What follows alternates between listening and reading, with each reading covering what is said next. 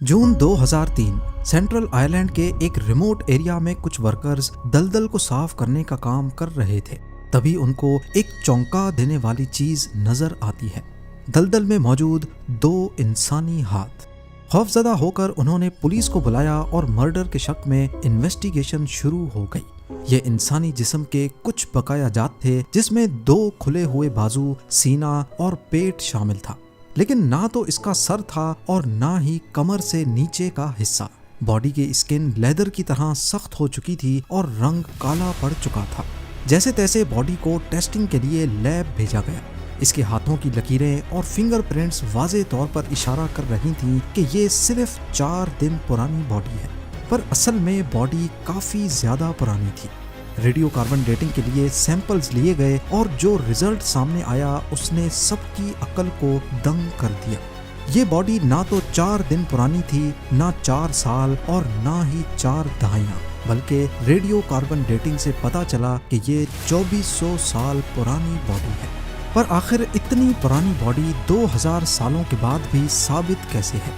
कौन था ये शख्स जिसका एंशिएंट आयरिश किंगडम में इंतहाई अहम रोल था? इसको क्यों मारा गया और मरने से पहले इसने क्या खाया था? ज़ेम टीवी की वीडियोस में एक बार फिर से खुशामदीद। नाजरीन, इस खबर ने जैसे पूरे आयरलैंड में हलचल मचा दी, पर यह तो सिर्फ शुरुआत थी, क्योंकि ये इस बॉडी की पहली चौंका देने वाली मालूमात नहीं थी।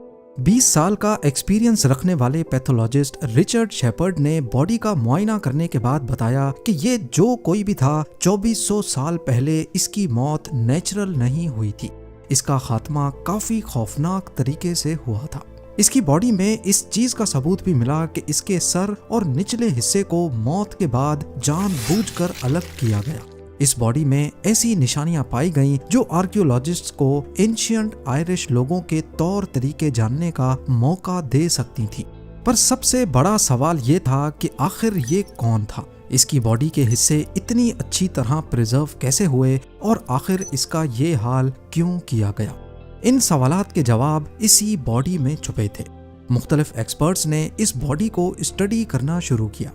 बेशक इसका नाम किसी को मालूम नहीं था, लेकिन रिसर्च पर्पस के लिए इसको क्रूगन मैन का नाम दिया गया, क्योंकि ये सेंट्रल आयरलैंड की जिस पहाड़ी के पास दलदल से मिला उसको क्रूगन हिल कहा जाता है। क्रूगन हिल के पास मिलना एक्सपर्ट्स के लिए एक अहम इशारा था। 2400 साल पहले आयरन एज में ये पहाड़ी एंशिएंट आयरिश किंगडम का मरकज हुआ करती थी। उस वक्त आयरलैंड में बहुत सारी किंगडम्स थी जो अलग अलग हिस्सों को कंट्रोल करती थी और हर सल्तनत का अलग बादशाह हुआ करता था। इन बादशाहों को ताज पहनाने की रस्म ऐसी ही मुकद्दस पहाड़ियों पर होती थी। अगर क्रूगन मैन का ताल्लुक एंशिएंट आयरिश किंगडम से था तो उसका यहाँ पर रोल क्या था? आयरन एज में एंशिएंट आयरिश लोग लिखत में कोई मालूमात नहीं छोड़ते थे, लिहाजा इस गुत्थी को सुलझाने के लिए एक्सपर्ट्स के पास सिर्फ मॉडर्न फॉरेंसिक्स का ही सहारा था। सबसे पहली चीज जो एक्सपर्ट्स ने कैलकुलेट की वो था इसका कद। इसके हाथ और बाजू नॉर्मल साइज से काफी बड़े थे। आयरन एज में आयरिश लोगों की एवरेज हाइट 5.5 फीट हुआ करती थी, लेकिन एक्सपर्ट्स ने क्रूगन मैन की हाइट 6 फीट 6 इंचेस कैलकुलेट की। ये इस बात का इशारा था कि क्रूगन मैन अपनी जिंदगी में दूसरों से काफी लंबा, मस्कुलर, चौड़ा सीना और अलग थलग दिखने वाला शख्स था। यानी ये कोई वॉरियर भी हो सकता था, मेहनत करने वाला मजदूर या फिर कोई फार्मर भी। पर बॉडी से मिलने वाले सबूत कुछ और ही इशारा दे रहे हैं। मजीद गौर करने पर एक्सपर्ट्स ने देखा कि इसकी उंगलियों के नाखून साफ सुथरे और कटे हुए हैं। यानी ये बात कंफर्म हो गई कि क्रूगन मैन अपनी जिंदगी में ना तो मजदूर था और ना ही कोई वर्कर, क्योंकि उस दौर में ऐसी फैसिलिटीज अपर क्लास के लोगों के पास ही होती थी। इसके अलावा क्रूगन मैन के हाथों पर किसी किस्म के निशानात भी नहीं मिले जो नॉर्मली मजदूरी करने से पड़ते हैं। यानी ये शख्स जो भी था, इसने कभी मजदूरी नहीं की थी। और नाखून का सफाई से कटा होना इस बात को जाहिर करता है कि सोसाइटी में इसका ऊंचा मकाम था। एक और इशारा जो क्रूगन मैन की पहचान के बारे में अहम मालूमात जाहिर करता है। मौत से पहले उसने लेफ्ट बाजू पर एक आर्मलेट पहना हुआ था जो उसकी शख्सियत के बारे में बहुत कुछ बताता है। ये चमड़े की तह से बना था और डेकोरेशन के लिए इस पर कॉपर अलॉय की क्लिप्स भी लगी थी। एक्सपर्ट्स का मानना है कि उस दौर में ऐसी आर्मलेट सिर्फ वही लोग पहनते थे जो हाई स्टेटस के होते थे। ये आर्मलेट सूरज की पूजा से भी जुड़ा हुआ माना जाता है। इस पर लगे मेटल क्लिप्स शायद सूरज की निशानी थे, जो ये इशारा देते हैं कि वो शख्स शायद कोई मजहबी पेशवा या फिर ड्रूइड था। क्रूगर मैन के बारे में इन्वेस्टिगेटर्स अब काफी कुछ जान चुके थे। ऊंचा कद, मस्कुलर बॉडी, समाज में आला दर्जा और मुमकिना तौर पर कोई रिलीजियस लीडर। अब जानना ये था कि ये मारा क्यों और कैसे गया। देखा जाए तो बॉडी दलदल के बीचों बीच मिली थी। पानी और सड़े हुए पौधों का ऐसा मिक्सचर जिसने 2400 सालों से बॉडी को प्रिजर्व कर रखा था। इस दलदल में सड़े हुए पौधे पानी को एसिडिक कर देते हैं, जिसकी वजह से बॉडी के बाहर का हिस्सा सख्त चमड़े की तरह हो जाता है और वो अंदरूनी पार्ट्स को सड़ने से, डीकंपोज होने से बचा देता है, ठीक जैसे ममीज में होता है। ममीज का जिक्र हो तो सबको एंशिएंट इजिप्शियन ममीज जहन में आती हैं। वो भी प्रिजर्व्ड होती हैं, लेकिन उनको जानबूझकर सुखाया जाता था। पर दलदल में पड़ी बॉडीज नेचुरली प्रिजर्व होकर ममी बन जाती हैं, यानी जो निशान या सुराख जहां होता है वो वहीं वक्त में कैद हो जाता है। यानी इस बॉडी में जो भी निशान मौत से पहले बने वो आज भी जरूर वहीं पर होंगे। क्रूगर मैन के दोनों एल्बोज पर सुराख मौजूद थे। जब इन सुराखों के अंदर का मुआयना किया गया तो एक्सपर्ट्स को अंदर लकड़ी के छोटे छोटे टुकड़े दिखाई दिए।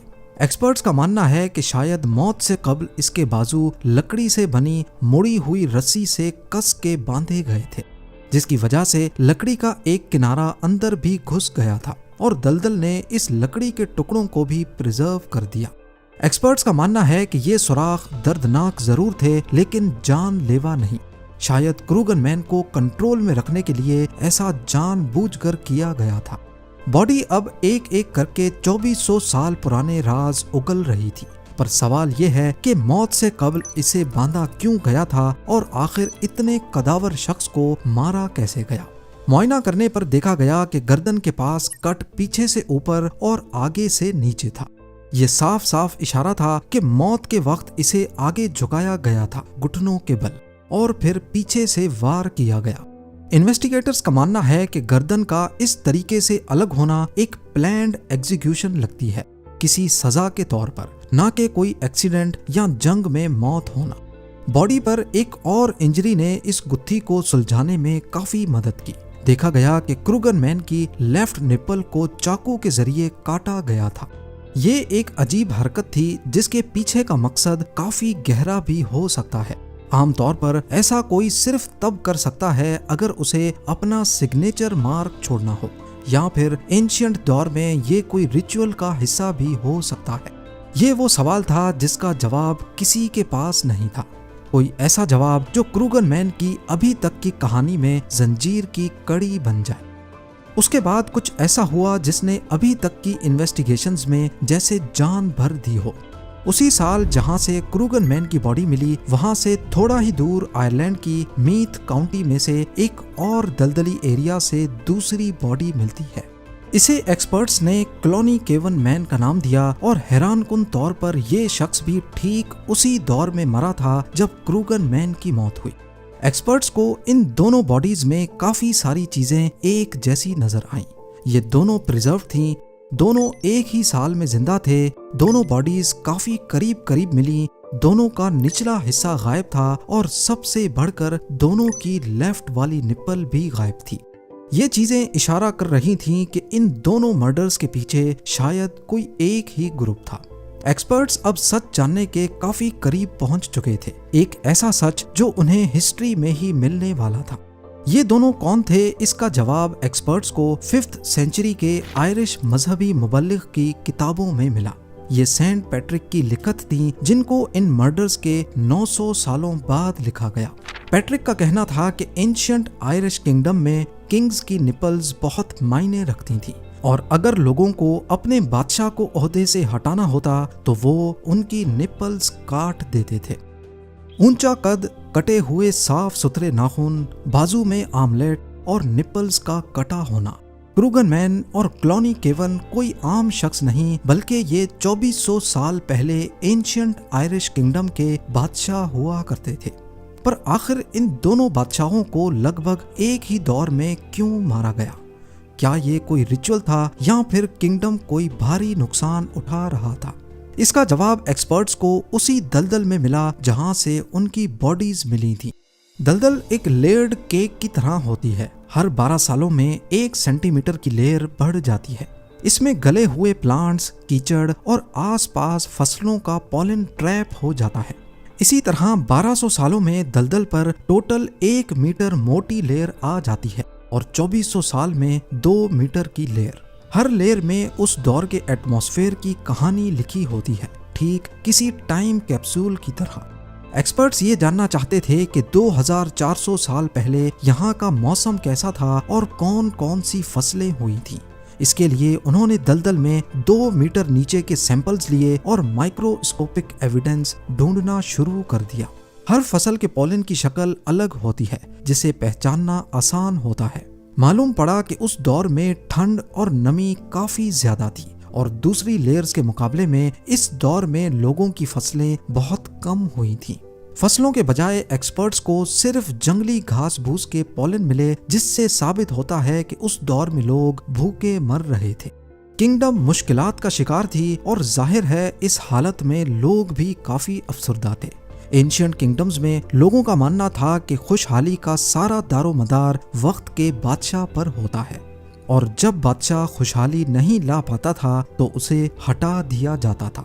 शायद यही वजह थी कि लोगों ने बादशाह को ही कुर्बान करके नया बादशाह चुन लिया। निपल्स काटना एक तरह से कंफर्मेशन थी इस बात की कि अगले जन्म में भी ये शख्स कभी बादशाह ना बन पाए। पर क्या क्रूगर मैन को मालूम था कि उसको कुर्बान किया जा रहा है या फिर ये सब अचानक ही हुआ? इस सवाल का जवाब बॉडी के पेट में छुपा है। लैब में जब पेट के अंदर मौजूद खाने के ट्रेसेस ढूंढे गए तो मालूम पड़ा कि मौत से पहले क्रूगर मैन को आटे की रोटी और मक्खन खिलाया गया, लेकिन नाखून के अंदर फंसे फूड ट्रेसेस कुछ और ही कहानी बता रहे थे। देखा गया कि मौत से 4 हफ्ते पहले तक क्रूगर मैन ने ज्यादातर सिर्फ गोश्त ही खाया था। इससे जाहिर होता है कि नॉर्मली ये प्रोटीन खाता था, लेकिन मौत से पहले ही इसको तख्त से हटा दिया गया और सादा रोटी दी गई। माहिरीन का कहना है इस बात के काफी चांसेस हैं कि क्रूगर मैन को उसकी कुर्बानी के बारे में पहले से पता चल गया था और शायद तभी उसके रेजिस्ट करने पर उसको रस्सियों से बांध दिया गया। क्रूगर मैन और क्लॉनी केवन आयरन एज में एंशिएंट आयरिश किंगडम के वो बदनसीब बादशाह थे जिनके दौर में मौसम बदलना शुरू हुआ तो लोगों ने उन्हें न सिर्फ तख्त से हटाया बल्कि उनको दर्दनाक मौत के घाट उतार दिया, इस उम्मीद में कि शायद अब सब कुछ ठीक हो जाएगा। उम्मीद है ज़ेम टीवी की ये वीडियो भी आप लोग भरपूर लाइक और शेयर करेंगे। आप लोगों के प्यार भरे कमेंट्स का बेहद शुक्रिया। मिलते हैं अगली शानदार वीडियो में।